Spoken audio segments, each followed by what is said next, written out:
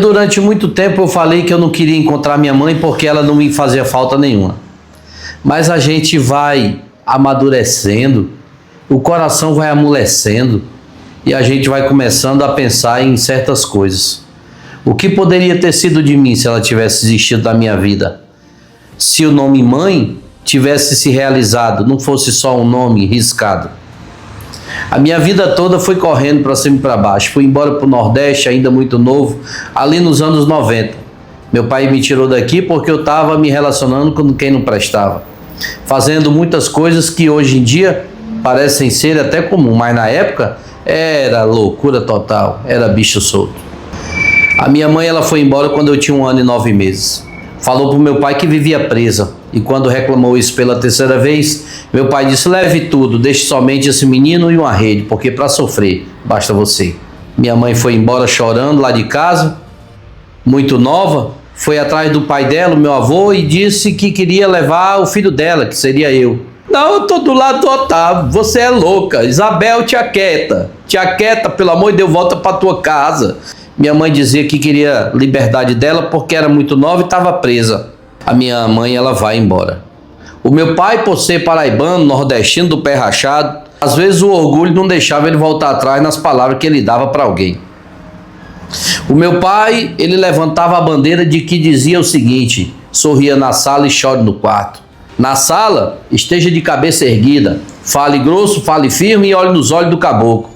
Mas no quarto você pode chorar quando ninguém vê que você é de carne e osso.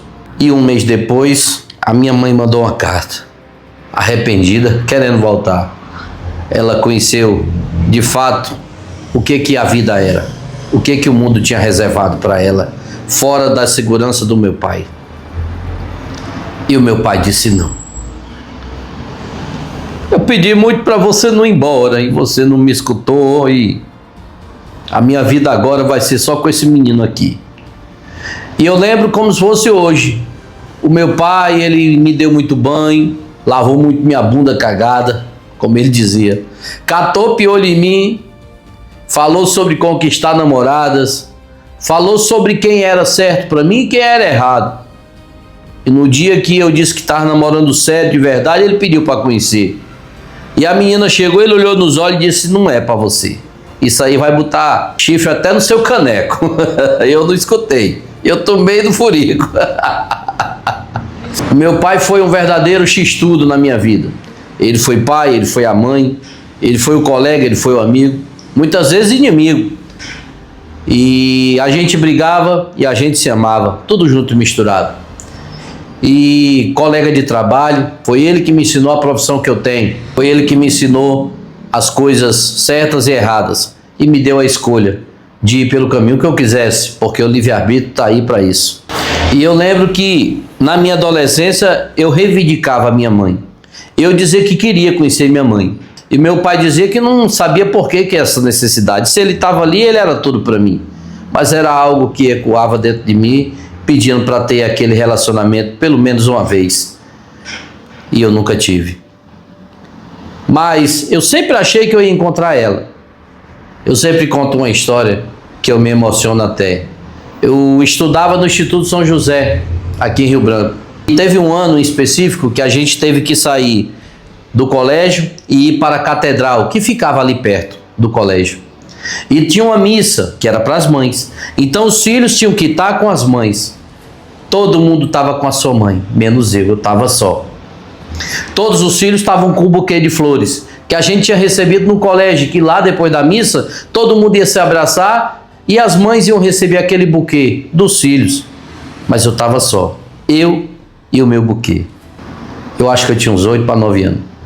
A minha irmã, ela era do coral da igreja. E naquele dia ela estava numa sala lá fora, isolada, que eles estavam ensaiando para o coral, que era exatamente para o domingo. Em um certo momento, um colega dentro de sala olhou para mim, olhou para as minhas flores, estava chegando a hora, cadê minha mãe? E ele disse: cadê tua mãe? Tua mãe não vai vir não? É que ela está trabalhando, aí acho que ela vai atrasar. Eu tinha vergonha de dizer que não tinha mãe. Porque todo mundo tinha. E eu não tinha. Todo mundo que eu conhecia tinha uma mãe. E eu não tinha. Por algum momento eu deixava bem claro que aquilo não era interessante, não era importante, porque eu não sentia falta. Eu tinha as namoradas do meu pai, tinha as mães das namoradas, mas na minha solidão, no momento que eu me aquietava de noite, eu me encolhia todinho na cama, era só eu e meu cobertor. E na minha adolescência, eu descobri que a gente passa por um momento em que a gente precisa da mãe, não é do pai. E que tem momento que é o pai, não é a mãe. Aí eu entendi que os dois tinham que estar juntos. E apesar de dizer que eu não precisava, que eu não queria, lá no fundo eu tinha vontade de encontrar ela, para sentar com ela, olhar para ela e dizer: por quê? Porque você fez tanta questão de ter um filho para depois você ir embora? Por quê? Eu passei muito tempo sozinho. Eu queria um abraço, pedir a bênção, sentir teu afago, ser repreendido por você, que você me ensinasse alguma coisa, ter alguma coisa para guardar a tua. Mas isso não aconteceu. E aí, um certo dia eu estou fazendo vídeo, 2022, e aí entra em contato comigo um rapaz, Cleiton Albuquerque, lá de Porto Velho, lá de Vilhena, e ele diz: eu sou teu irmão. Surgiu ali uma esperança, meu coração bateu forte. Eu digo: não acredito, não. Existia um boato de que eu tinha um irmão, e na verdade eu descobri 3. E eu parado, com o telefone, sem saber o que falar direito, com vergonha de perguntar: cadê ela? E aí mesmo, sem eu perguntar, ele falou: nossa mãe faleceu. Ela faleceu com vontade de te encontrar. Todos nós sabemos da tua existência, da tua história, porque ela contava pra gente. Os poucos momentos que ela teve contigo, ela falava. E ela dizia que ela precisava muito te encontrar. O que ela ia dizer estava guardado com ela, ela nunca falou pra gente. E ainda falando sobre as flores lá do colégio, que a gente estava na igreja, quando chegou a hora de dar as flores, eu me levantei, estava tocando uma música e todas as mães felizes, a catedral lotada, os meninos, todo mundo beijando suas mães e abraçando. Eu me levantei calado, peguei aquele buquê e saí. E aí eu fui até a salinha do coral da igreja. E eu fiquei desconfiado, olhando pelo canto, meio apavorado e com vergonha também. E eu vi minha irmã sentada lá. Teve uma mulher, amiga dela, que disse: Isabel, eu acho que é teu irmão que está ali na janela meio desconfiado. E aí ela se levantou e ela disse: Gilbe, o que está acontecendo? E eu comecei a chorar, de cabeça baixa, com um buquê na mão. E aí eu cochichei, porque eu estava chorando e não conseguia falar direito. É porque